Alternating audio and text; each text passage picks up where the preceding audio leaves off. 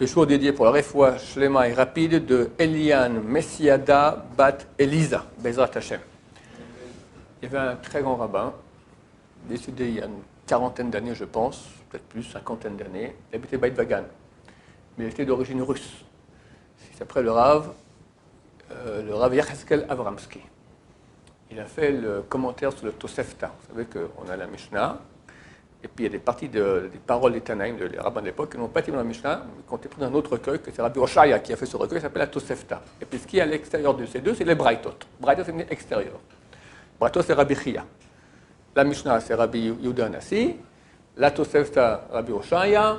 Et les Braitot, Rabbi Chia. Donc Tosefta, ça a plus de valeur qu'une Braita, ça a moins de valeur qu'une Mishnah. Il y a très peu de commentaires sur les Tosefta. Dans toutes les Gemarot, je vois tout à la fin, vous voyez, il y a le Tosefta, d'accord. Alors ce Rav Yecheskel Avramsky, il a fait un commentaire sur la Tosefta qui est très connu, s'appelle Chazon Yecheskel.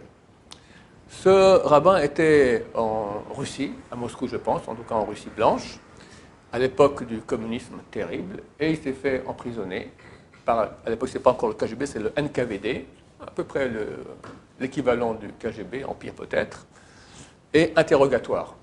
Premier interrogatoire, est-ce que tu sais pourquoi tu es ici? Il dit oui, je sais. Pourquoi? Parce que vous pensez que je pense des choses que vous pensez que je ne dois pas penser. Alors, il n'est pas très futé, hein, il s'est bien tapé donner des coups de poing, l'interrogateur du NKVD. Il a été un peu désarçonné. Qu'est-ce que tu veux dire par là? Vous pensez de choses qui sont contre la loi, j'ai rien fait. J'ai rien fait contre la loi. Alors pourquoi je suis ici? Parce que vous pensez que je pense des choses contre l'État. D'accord? Ce qui est complètement faux. Bon, encore interrogatoire, etc. Puis après, des menaces. On veut que tu nous donnes maintenant des noms de gens qui menacent l'État. Tu sais que sinon, on a des moyens de te faire parler qui sont très, très douloureux. Et il a dit, pour faire ce que vous pouvez me couper la langue, me couper les bras, ce que vous voulez, je ne dirai rien. Il était super choqué à quel point il était, bon, un vieux pépé barbu comme ça. Ouais, d'où il tient toute cette force-là.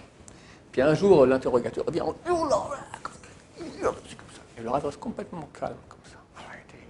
Je ne comprends pas quoi. Il y a des gens qui ont déjà crié sur toi comme ça et tu restes complètement passif. Ouais, beaucoup plus fort que ça. Quoi? Il y a un autre interrogateur ici qui a crié plus fort que ce que je viens de crier maintenant? Il dit non. Ça fait il y a très très longtemps, il y a 3300 ans. J'ai entendu Kol Hashem Bakoach, la voix de Dieu avec puissance, bien plus puissante que toi. Elle n'a rien compris, évidemment, tu regardes le NKVD. Mais ce n'est pas des paroles en l'air. Le Rav, il a dit ça parce qu'il pensait ça. Ça veut dire d'où il a eu, pour finir la fin de l'histoire, il a fait 5 ans en Sibérie.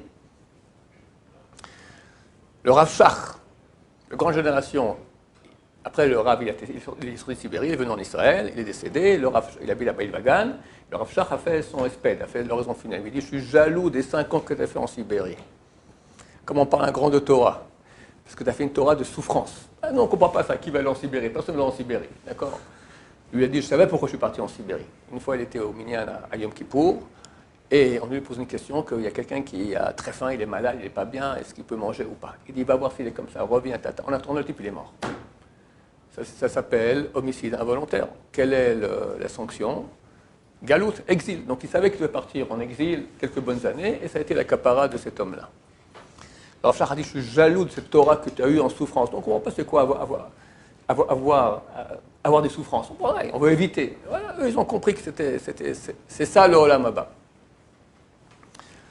Juste en passant, ce n'est pas le but de la manœuvre que je voulais vous parler maintenant, ça, je vous parle de ce qu'il disait lui, mais comment il est sorti de Sibérie, j'ai raconté ça souvent, mais je le raconte quand même parce que je ne peux pas en parler. On arrivait à la gare là-bas, donc on en libère, et il a reçu un billet qui repart de Sibérie en Russie blanche. Et il y a 3 classes. Il y a la classe première, la classe deuxième, et la troisième classe, c'est les wagons qui sont ouverts. Alors, il a reçu un truc de 3e classe.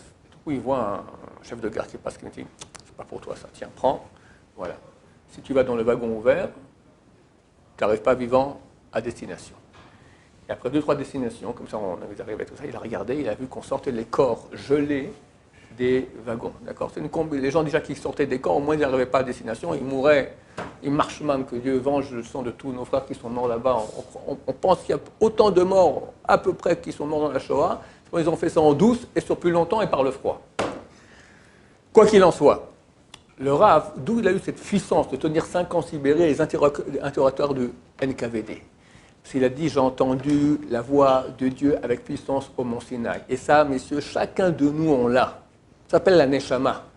On a chez nous une chose intérieure qui provient de Dieu, qui est plus forte que tout, qui a fait que le peuple juif a réussi à survivre tous les exils, toutes les tortures dans les camps. Les Juifs disaient, vous avez nos corps, mais pas nos âmes. Ça veut dire quoi? Et les nazis devenaient fous de ça. T'as mon corps, t'as pas mon âme. Je ne suis pas un corps, je suis une âme. Et ça, c'est plus fort que tout. Ça, c'est Kol Hashem Bakor, la voix de Dieu avec puissance. Le levier de l'amour du Emet. Du Emet. Hashem, quand on entend sa voix, on entend Emet. Le Emet, c'est éternel. L'éternité, face au monde temporel, au monde fini, elle balaye tout. Quand tu es branché avec l'éternité, alors rien n'a aucune importance. Même on te touche ton corps, ok, ça là, tu touches que mon corps, tu ne tiens pas mon âme.